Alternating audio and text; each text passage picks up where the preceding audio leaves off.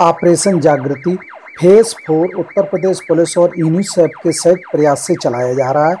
यह एक व्यापक जन जागरूकता अभियान है जिसका उद्देश्य महिलाओं, किशोरियों और बच्चों की सुरक्षा, सशक्तिकरण और सामाजिक मुद्दों पर जागरूकता फैलाना है। इस कार्यक्रम का उद्देश्य महिला सुरक्षा और अधिकारों पर जागरूकता, किशोरावस्था में प्रेम प्रसंगों के कारण पलायन पर रोक, साइबर अपराध और साइबर हिंसा से सुरक्षा, नशे के दुष्परिणामों से बचाव, पारिवारिक विघटन और झूठे केसों की रोकथाम, महिला सशक्तिकरण और आत्मनिर्भरता। इस अभियान की अवधि 17 अप्रैल 2025 से 16 मई 2025 तक यह कार्यक्रम चलाया जाएगा। इस कार्यक्रम के सहयोगी विभाग पुलिस विभाग, स्वास्थ्य विभाग, शिक्षा विभाग, समाज कल्याण विभाग, पंचायती राज विभाग और यूनिसेफ के संयुक्त सहयोग से ये कार्यक्रम चलाया जा रहा है। सशक्त नारी, सुरक्षित नारी उत्तर प्रदेश पुलिस की जिम्मेदारी। इसी कार्यक्रम के तहत जैथरा पुलिस द्वारा जैथरा एसएचओ ने सभी स्कूल के बच्चों को बड़े अच्छी तरह से उन्हें सशक्तिकरण के बारे में जानकारी दी और उन्हें बताया किसी भी संकट में याद रखें 1090 सिर्फ या एक नंबर नहीं, आपकी ताकत है। मैं प्रभारी शिक्षक जैथरा हूं।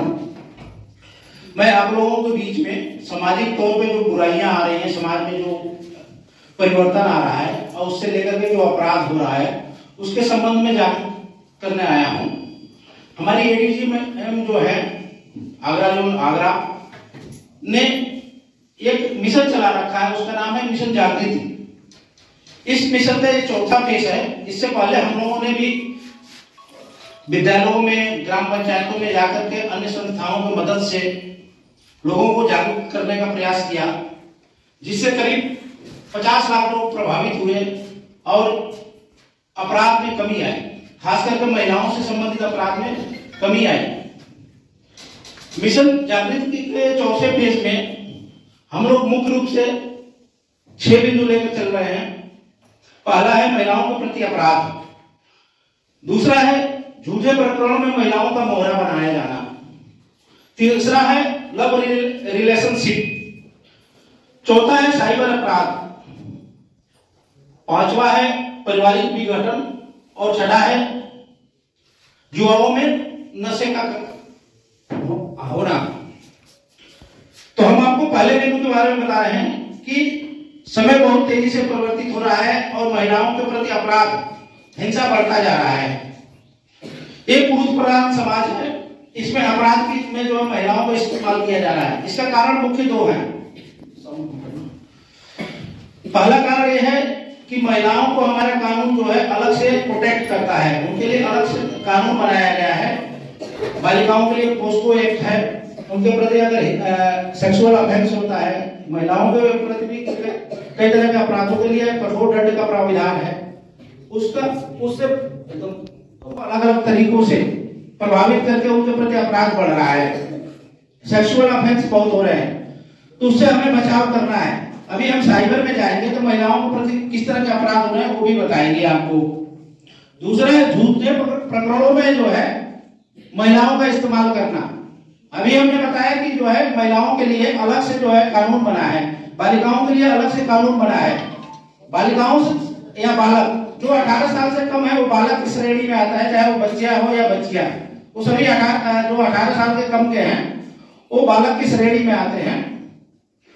तो इनको प्रोटेक्ट करने के लिए हमारा पोस्को एक्ट बना है, बच्चों को इन लैंगिक अपराधों से सुरक्षा के लिए पोस्को एक्ट बना है। अब क्या हो रहा है समाज में, खास करके ग्रामीण परिवेश में, कि आपसी जो भी विवाद हो, चाहे संपत्ति संबंधी हो या किसी तरह के विवाद हो, बंटवारे से लेकर के हो, उसमें महिलाओं का इस्तेमाल किया जा रहा है, बच्चियों का इस्तेमाल किया जा रहा है। हमारी जमीनी संबंधी विवाद है, उसमें हमने सोचा कि इसमें तो ये अरेस्ट होकर के जेल नहीं जाएगा, तो हम उसमें महिलाओं का इस्तेमाल करते हैं झूठे प्रकरणों में। इसका समाज में और आप बच्चों और महिलाओं के मानसिक स्तर पर बड़ा प्रभाव पड़ता है।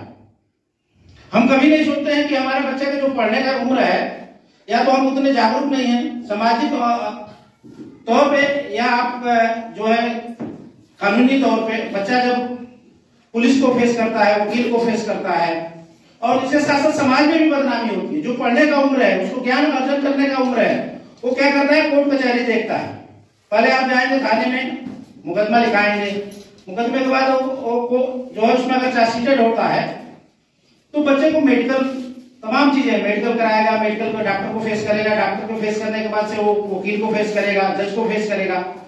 तो उसका जो समय है पढ़ाई का वो कोर्ट कचहरी और कानूनी अड़चनों में फंसता है और उससे उसके मानसिक स्तर पर भी प्रभाव पड़ता है।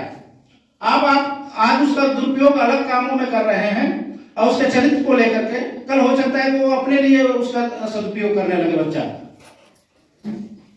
तो इससे बचना है हमको। कभी भी झूठे प्रकरणों में इस्तेमाल ना तो बच्चों को होना है ना करना है। आपके विवाद है, संपत्ति संबंधी विवाद है, अन्य किसी तरह का विवाद है, ईगो की लड़ाई है, आप अपने लीगल तरीके से लड़िए, लेकिन बच्चों को इस पे इस्तेमाल ना करिए। इसका प्रभाव यह होता है कि जो कालांतर में जब समीक्षा होती है तो पाया जाता है कि इतने झूठे प्रकरण लिखाए गए, उससे जो इनको कानून में जो अधिकार मिला है, जो शक्तियां मिली, वो शक्तियां कुंद होती है। तो इसे हमको बचना है। क्या समझा आप लोगों ने कि झूठे प्रकरणों में हमें नहीं फंसना, विवाद है तो उसमें हमें अपने नाम को इस्तेमाल नहीं करना है। उनको त्वरित निस्तारण भी कराया जाता है हम लोगों की तरफ, जैसे कि बालिकाओं के प्रति है। इसमें अपराध, सबसे पहला अपराध है लव रिलेशनशिप। हमारे यहाँ बालिग होने का उम्र है 18 वर्ष। इससे पहले इस तरह का देखा जा रहा है बड़ी तेजी से, जो हमारा समाज परिवर्तन हो रहा है उसमें छोटी बच्चियां जो 18 साल की कम उम्र की हैं प्रेम संबंधों में पड़ जा रही हैं, जिससे उनका और उनके परिवार का सामाजिक पतन हो रहा है और बच्चियों पे इसका मानसिक प्रभाव पड़ता है। क्योंकि इन्हें अभी अबोध है, इनको समझने का ये उम्र नहीं है कि हमें क्या सही है और क्या नहीं, तो ये लोगों के बहकाव में आ जा रही है। हम आपको जाहिर तरह का ही उदाहरण दे तो जो 17 साल से कम की उम्र की बच्चियां हैं 45 साल और 50 साल के लोगों के साथ लव रिलेशनशिप में पकड़ी गई हैं और मुकदमा लिखे गए हैं। तो आप लोगों को बचना है। आप लोगों को समझना चाहिए कि आप बच्चियां हैं, 18 साल से कम की हैं, अभी आपका उम्र नहीं है। आप बार बार सोचिए 45 साल का आदमी, 50 साल का आदमी आपको किस तरह से गुमराह कर रहा है। अगर आप इसके लिए घर छोड़ के जाते हो या अपने उम्र के लड़के के साथ जाते हो तो आप कानूनन अपराध करते हो। इससे आपको जेल भी जाना पड़ सकता है और आपके पार्टनर को भी, आपके दोस्त को भी जेल जाना पड़ सकता है। इससे आपको बचना है। बार बार सोचना है कि हम क्या कर रहे हैं। अगर आपको समझ नहीं आता है तो अपने माता पिता से पूछिए, अपने गुरुजन से पूछिए, जो आपको लगता है कि हमारा सच्चा दोस्त है उससे पूछिए। हम अभिभावक के रूप में भी ये चाहिए कि बच्चों के साथ 1 घंटा डेली बैठें और उनसे एज ए दोस्त उनसे बात करें। ऐसा अपने बच्चों को मन में ये ना रखें कि हम अगर मेरे साथ कोई गलत या सही निर्णय ले रहे हैं तो मेरे पापा या मम्मी, मेरे जो है अभिभावक है, वो मुझे जान के तो मारेंगे, पीटेंगे और डांटेंगे।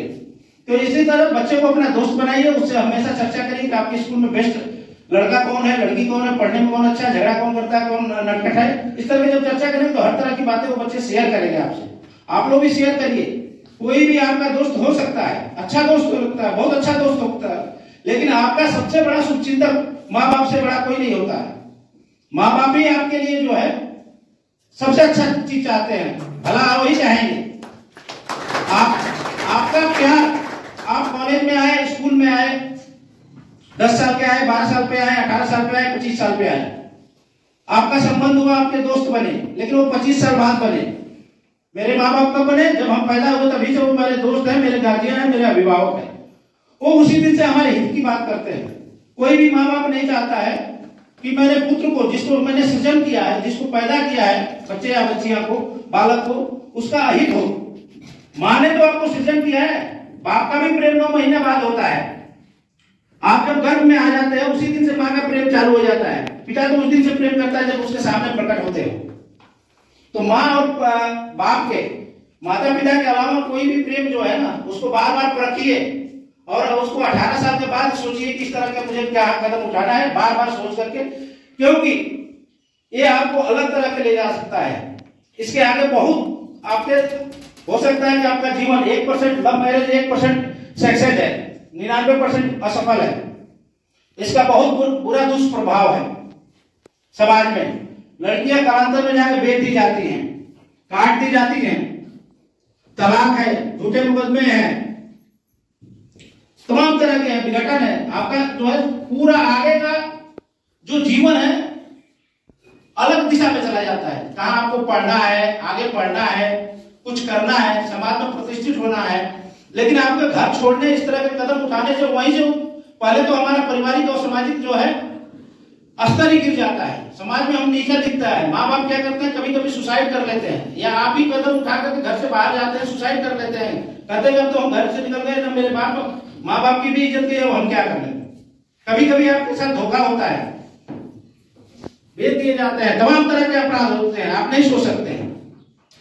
तो इससे आपको बचना है। अगर इस तरह के कोई प्रलोभन देता है तो आपका पढ़ने का उम्र है, सोचने का उम्र है। आप जब मेच्योर हो जाइए, बालिग हो जाइए, तब इसके बारे में सोचिए, सक्सेस हो जाइए, फिर अपना निर्णय लेने के लिए आप सक्षम हो जाएंगे और अपने आप निर्णय लीजिए। इससे पहले बार बार सोचिए, अगर इस तरह की कुछ होता है तो अपने गार्जियन से चर्चा करिए, अपने गुरुजन से चर्चा करिए, जो आपको अच्छा लगता है कि ये हमें सही सलाह दे सकते हैं, उनसे चर्चा करिए। अगर उसमें भी किंतु लगता है तो फिर दूसरे से चर्चा करिए, लेकिन चर्चा करिए। अभिभावक के रूप में भी आप लोग हैं, बच्चों से जरूर 1 घंटा प्रतिदिन, 1 घंटा कभी भी समय दीजिए, शाम को खाने में समय दीजिए, लेकिन बैठिए, पूरे परिवार को लेकर के बैठिए। हमारा परिवार आज टूटता जा रहा है, हम लोग बहुत से रिश्ते भूल गए हैं, नाना नानी आ गए हैं, बस इतना है कि नानी के घर है, अब मामा मौसी और सब छूटते जा रहे हैं, चाचा चाची छूट गए, बुआ छूट गई, सब रिश्ते सब छूटते जा रहे हैं। हमारा परिवार बहुत संकुचित हो जा रहा है। तो इसलिए अब यहां तक आ गया है कि हम बहुत बड़ा एडवांस बनने के चक्कर में हमारे घर में 4-4 मोबाइल है, पत्नी कोई और मोबाइल देख रही, पति कहीं देख रहे हैं, बच्चे कहीं देख रहे हैं, कोई एक दूसरे से बात नहीं कर रहा है। इसके कारण परिवार टूट रहा है, कई तरह की विवादें आ रही हैं। ये जो 6 पॉइंट है एक दूसरे से जुड़े हुए हैं।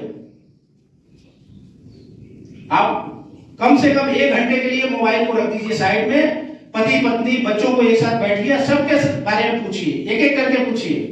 अगर कोई मुद्दा आता है, कोई बिंदु आता है, तो उस पर बड़े प्यार से बात करिए।